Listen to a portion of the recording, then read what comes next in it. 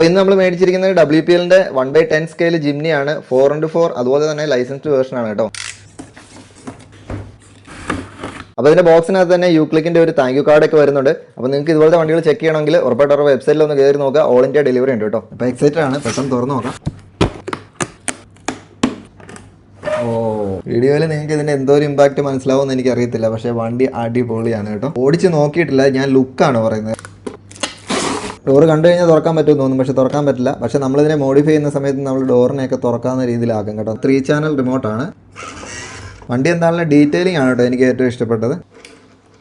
ഇനിയിപ്പോൾ ഇവനെ നമ്മളിത് പറമ്പിലൊന്ന് ഓഫ് റോഡ് ഓടിച്ച് നോക്കാൻ പോവാണ്. ഇതൊക്കെ സിമ്പിളാണ് കേട്ടോ, വണ്ടി കൂളായിട്ട് കയറി പോരുന്നുണ്ട്. ഇത് വണ്ടിക്ക് ശരിക്കും പറഞ്ഞാൽ ഫ്രണ്ടിൽ വെയിറ്റ് ഇല്ലാത്തതുകൊണ്ടാണ് കേട്ടോ ബാക്ക് സൈഡ് കൊഴിഞ്ഞു പോകുന്നത്. അപ്പോൾ അതെ, അത്യാവശ്യം നമ്മൾ നല്ല രീതിയിലുള്ള ഓഫ് റോഡും കാര്യങ്ങളൊക്കെ ചെയ്തിട്ടുണ്ട്. വണ്ടി അടിയിലൊക്കെ കുറച്ച് ചെളിയൊക്കെ പറ്റിയിട്ടുണ്ട്.